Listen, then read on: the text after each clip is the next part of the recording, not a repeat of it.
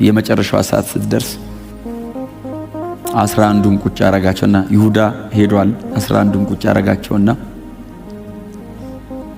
የጨለማው ሰዓት ደረሰ አላቸው። ነፍሴ እስከ ሞት ተጨነቀች።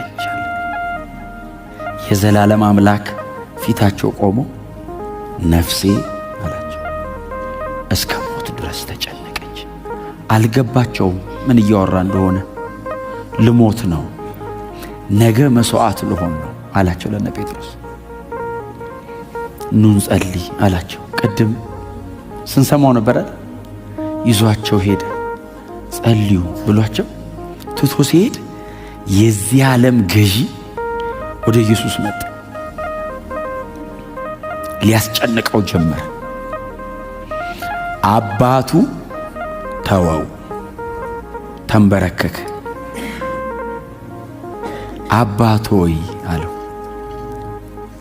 ብትወድቺ ጽዋ ከኔ ትለፍ፣ ነገር ግን የኔ ፈቃድ ሳይሆን ያንተ ፈቃድ ይሁን አለው። አልቻለም። አባት ሆይ እባክህ ሲለው አብ የሚያበረታው መልአክ ላከለት። የሚያበረታው ያስፈልገው ነበር፣ አቅም የሚሰጠው የሚያበረታው መልአክ መጥቶ አበረታው። ተነስቶ መጣ። ደቀ መዛሙርቱን ሲያቸው ተኝተዋል፣ ቀሰቀሳቸው። አንደርስታንድ አላረጉትም። ኢየሱስ እየሄደ ያለውን መንገድ አልተረዱትም። የኢየሱስን ሲቃይ፣ አጎኒውን፣ ትግሉን ሊረዱት አልቻሉም። ቀሰቀሳቸው። ተነሱ፣ ጸልዩ። በጸሎት እኮ እንዲያግዙት ነው፣ እንዲያግዙት አብረውት እኮ እንዲጸልዩለት ነው። ተኝቷል። ተነሱ፣ ወደ ፈተና እንዳትገቡ ትጉና ጸልዩ ብሎ ተመልሶ ሄዶ እኮ አልጸለየም አይደል? ሊያዝን ሊተክዝና ሊጨነቅም ጀመር ይላል ቃል በቃል ኢሳይያስ እንደዚህ ያለው፣ ተጨነቀ ተሰቃየም ይላል።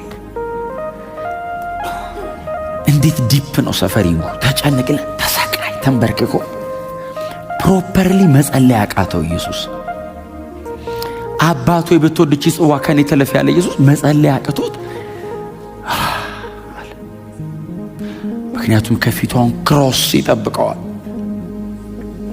በዚያ መስቀል ላይ ኃጢአትን አይቶ የማያልፍ አብ ለኃጢአት ያለውን ቁጣ በሙሉ ያፈሳል። ለዘላለም በቅፉ የኖረው አባቱ ያንን ስለ ሰው ልጆች የተሰራ በደልና ኃጢአት ያለውን የቁጣ ጉልበት አብ ኢየሱስ ላይ ሊጨርስ ነው። ብትወድቺ ጽዋ ከኔ